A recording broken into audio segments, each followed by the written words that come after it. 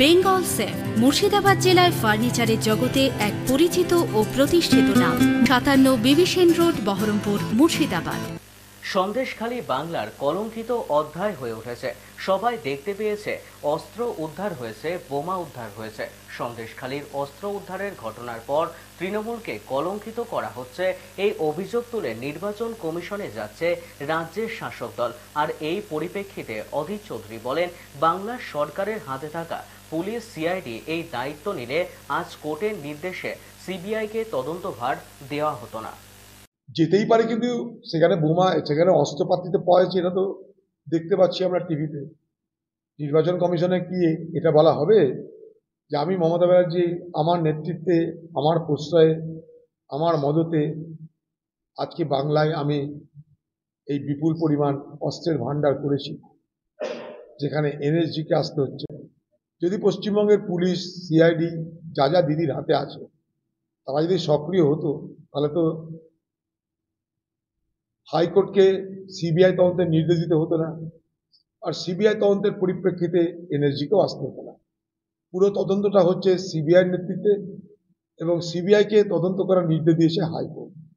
এই জায়গাটায় দাঁড়িয়ে এই বাংলায় আমরা দেখতে পাচ্ছি সন্দেশখালী নামক যে এলাকা, সেটা ক্রমশ এই বাংলার একটি কলঙ্কিত এলাকা হিসাবে চিহ্নিত হচ্ছে। এবং তার জন্য মুখ্যমন্ত্রীর কোনো মাথা ব্যথা নাই, কারণ তার দলের এটাই সংস্কৃতি। তিনি তার দলের লোককে বাঁচানোর জন্য তিনি সর্বত্র যেতে পারেন।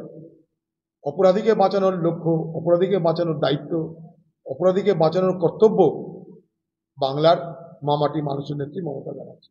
খুশি হলাম যে সাংবাদিক মহলের পক্ষ থেকে অন্তত চিন্তা প্রকাশ করা হচ্ছে, উদ্বিগ্নতা প্রকাশ করা হচ্ছে এই বাংলার তাপদাহ এবং সেই সঙ্গে সঙ্গে মানুষের সমস্যা নিয়ে।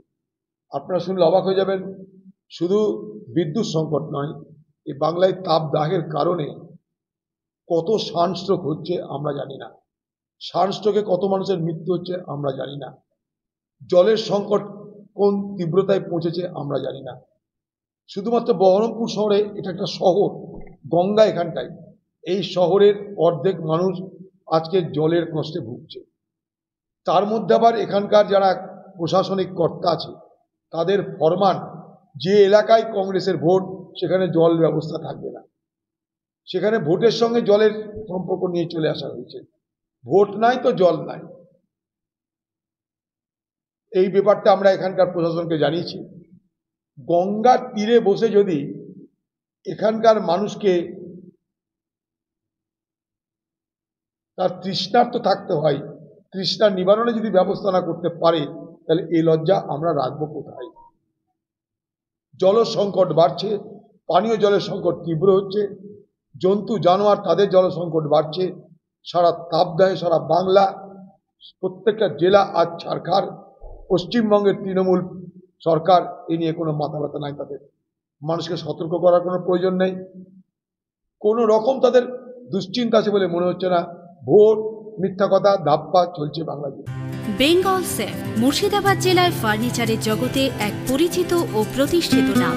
মনের ভাবনাগুলো প্রকাশ পেল, ঘর সাজাতে ইচ্ছে হলো, রকমারি আসবাব আছে একসাথে, চলো ঘর সাজাই বেঙ্গল সেফের সাথে, বেঙ্গল সেফের সাথে। বেঙ্গল সেফ ৫৭ বিবি সেন রোড, বহরমপুর, মুর্শিদাবাদ।